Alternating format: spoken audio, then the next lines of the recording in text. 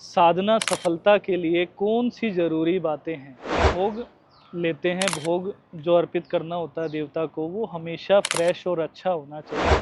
तो जो साधना आपको दी जाती है गुरु के द्वारा, उसमें जैसी विधि दे रखी है वैसी ही पूर्ण करनी है। साधना करते हो और कोई देवी देवता हैं या फिर कोई शक्ति भी हैं, तो वो एक ऐसा असर करती हैं आपके ऊपर जो आप मंत्र भूलने लगते हैं।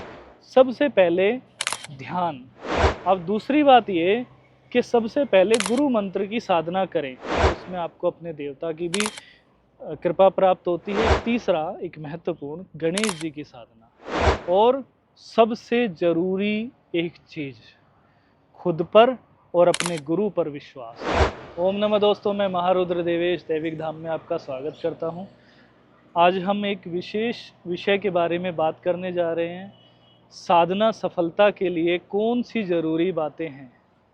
साधना से पहले की जाने वाली कुछ ऐसी चीज़ें हैं जो साधना में सफलता प्रदान करने में महत्वपूर्ण भूमिका निभाती हैं। कुछ ऐसे विषय, कुछ ऐसी सावधानियाँ। एक तो साधना में जब भी आप भोग लेते हैं, भोग जो अर्पित करना होता है देवता को, वो हमेशा फ्रेश और अच्छा होना चाहिए। उसमें कोई भी सस्ते के विषय में नहीं जाना। जैसे कि हवन में हम जोत में घी का इस्तेमाल करते हैं, हम घी जो लाते हैं वो कौन सा लाते हैं, वो जो सबसे सस्ता होता है जोत के नाम पे, कि जोत का घी 200-250 रुपये किलो। क्या इतना सस्ता घी होता है? वो क्या मिलेगा? कम से कम जो 550-600 रुपये किलो आता है, कम से कम वो तो लो। शुद्ध घी होना चाहिए, ठीक है। दूसरी बात, जो भोग लाते हो वो भी शुद्ध होना चाहिए, उसमें भी कोई भी आपने कंजूसी नहीं बरतनी है। तीसरा, जो हम सामग्री इस्तेमाल करते हैं बाकी, ठीक है, वो सेम वही पूरी होनी चाहिए जो आपको साधना में बताई जाती है। उसमें कोई नहीं रखना कि ये नहीं मिल रहा है, वो नहीं मिल रहा है, कहीं से भी उसका अरेंजमेंट करना है। अगर आपको कुछ पाना है तो आपको वो मेहनत करनी ही पड़ेगी, उसका कोई भी ऑप्शन नहीं होता है। एक ज़रूरी बात, माला।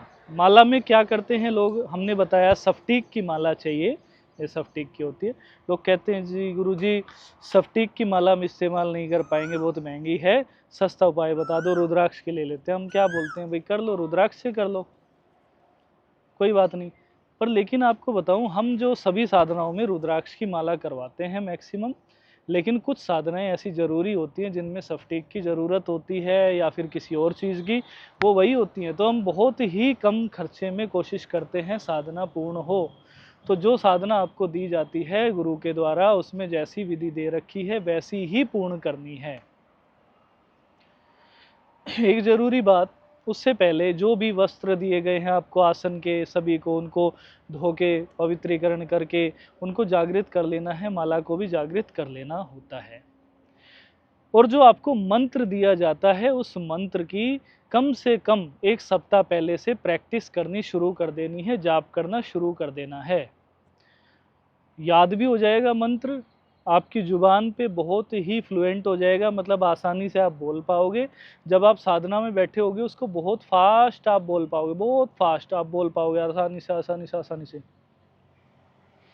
उस साधना के अंदर आपका समय अधिक नहीं लगेगा अगर आप पहले से ही उसकी प्रैक्टिस करके चलते हैं। क्योंकि एक बात और है ज़रूरी, कि जब भी आप साधना करते हो और कोई देवी देवता हैं या फिर कोई शक्ति भी हैं, तो वो एक ऐसा असर करती हैं आपके ऊपर जो आप मंत्र भूलने लगते हो। अगर आपने पहले से प्रैक्टिस की है तो आप उस मंत्र को भूल नहीं पाएंगे।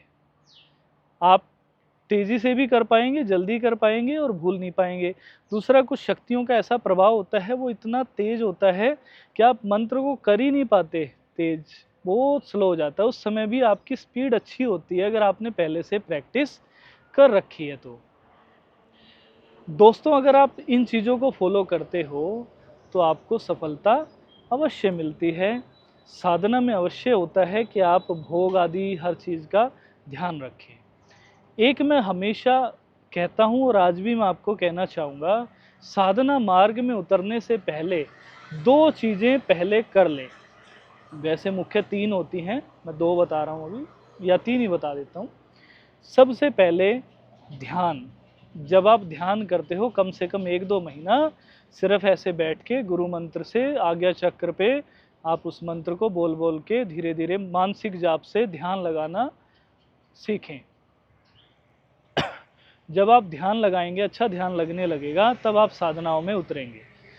अब दूसरी बात ये कि सबसे पहले गुरु मंत्र की साधना करें। गुरु मंत्र को कम से कम भी 1.25 लाख बार जाप किया जाता है। 1.25 लाख के अधिक से अधिक पुरस्चरण करें। अगर आप 11 पुरस्चरण कर लेते हो तो उसमें आपको अपने देवता की भी कृपा प्राप्त होती है, प्लस में आपके गुरु की भी कृपा प्राप्त हो जाती है, आपके इष्ट की भी कृपा और आपके गुरु की भी कृपा। तो आप उस कृपा के माध्यम से आसानी से साधनाओं में सफलता प्राप्त कर सकते हो। तो दूसरा मैंने बताया गुरु मंत्र की साधना, और तीसरा एक महत्वपूर्ण गणेश जी की साधना।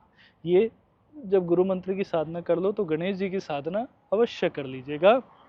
इसके बाद फिर कुल देवी देवता की कम से कम 11 दिनों की साधना कर लीजिए। उसके बाद फिर आप कोई भी किसी प्रकार की देवता की साधना करें, ये पक्का है कि आप उसमें फिर सफलता प्राप्त करते ही करते हैं, अगर इन तरीके से चलते हैं तो। और सबसे ज़रूरी एक चीज़, खुद पर और अपने गुरु पर विश्वास। खुद पर विश्वास है कि मैं ये कर सकता हूँ तो मैं करूँगा। दूसरी बात, गुरु पे विश्वास। अगर आपका अपने गुरु पे विश्वास है अटल, तो आप यकीन मानना, आप दरिया में कूद जाना आग के, तब भी आपको कोई जला नहीं पाएगा। आपको साधनाएं सफल होंगी ही होंगी। अगर आप गुरु पे विश्वास करते हो, गुरु का आदर करते हो, सम्मान करते हो, उनके बारे में गलत विचार नहीं करते हो, तो आपको कोई भी रोक नहीं पाएगा सफल होने से। तो दोस्तों, इन सब नियमों का पालन करते हुए आप साधना मार्ग में आगे बढ़ें और सफलता प्रदान करें। यही हमारी मनोकामना, यही हमारा आशीर्वाद